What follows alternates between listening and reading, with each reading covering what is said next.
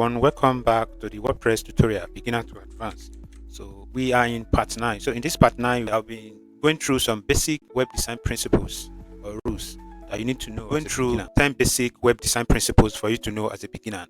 And don't forget, if this is your first time here, if you have not subscribed to this channel, kindly do so. Subscribe, like, and turn on the notification bell, as this will help this channel.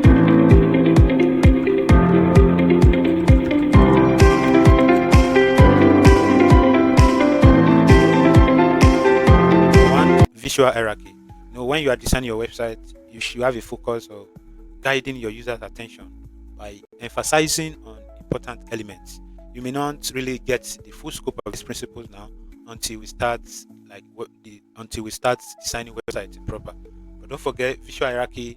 You have to have a way to guide your user to the elements that you want them to see. It can be a button, it can be an image, it can be a video.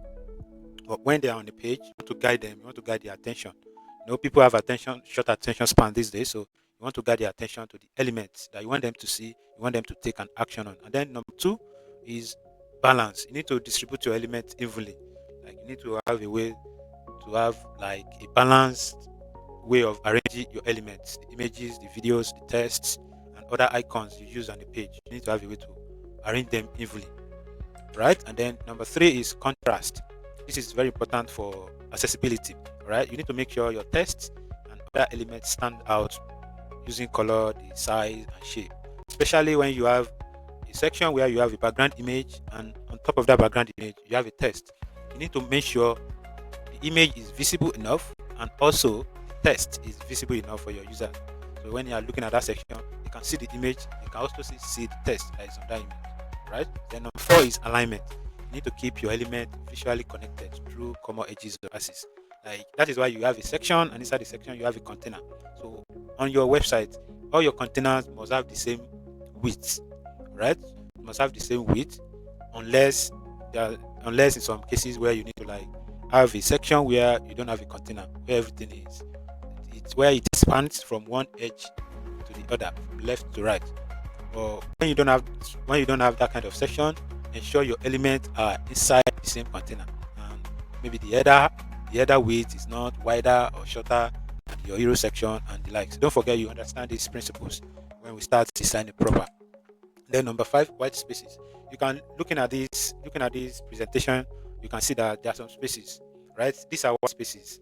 These are white spaces, and it's just a way of enabling your user to be able to read the content on that particular page. Using empty space to reduce clutter and increase readability. You have to make sure your user or the visitor of that particular website is able to read whatever you have on the website. And then number six is consistency. You have to use uniform design patterns, fonts, and colors throughout. So let's say you are using red, blue, and green on the home page. It will be unprofessional. You'll be breaking the rules if you are moving to another page and you are using different colors entirely. Photo font. Let's say on your home page, it is expected of you to continue using that roboto font on other pages. All right, you need to be consistent with the way you use your color, the way you use your fonts, the way you use your font sizes, and other icons on your website. Then number seven, typography. You need to choose readable fonts and proper text hierarchy. Basically on a page you have one h1 tag. The h1 tag is just like the main heading of that particular page. Right? Other sections, the main heading of other section on that page, we start from h2 tag, like heading 2 tag. So if you now have sub headings in that particular section, you can then like use h3, h4, just like you are having topic, subtitle, and the likes. Don't forget, the main heading of a page will be h1, and other sections of that page can then have h2 as the main heading of those sections. Then you can distribute if you have more subheadings in that section. And then number eight is color theory. You need to use your color schemes properly. Complementary color, analogous color. You need to use them to evoke emotion and clarity. You need to use color that matches. All right. During our designing or development, I'll be showing you how you can use the color wheel. Right. You can just Google it. You see the color wheel. How you can use color wheel. If you are working with a client that does not actually know the kind of color he or she wants, how you can combine your color perfectly. Right. And most of the time, your UI designer will have decided the kind of color to be used, or the graphic designer, or the brand guy, or the brand strategist will have decided the kind of color to be used.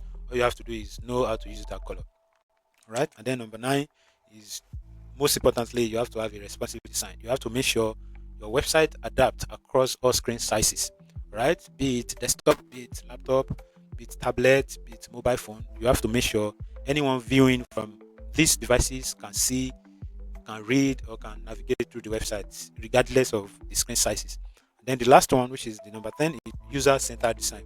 Your website design, your website is useless if it does not meet the needs and goals of the users that will be visiting it. So you have to ensure while you are designing, while you are following what your client wants, because some clients can, they can want you to do some unimaginable things on the website. While you are doing that, you need to also put the users in mind. And then before you can put the users in mind, you need to know the target audience of that will guide you in choosing the fonts that matches, choosing the colors that matches, and so on and so forth. Principles you need to know as a beginner in website design. All right. During our coming classes, while we are developing or designing websites, we'll be putting these principles into use. Like this video, subscribe and turn on the notification bell and share with your friends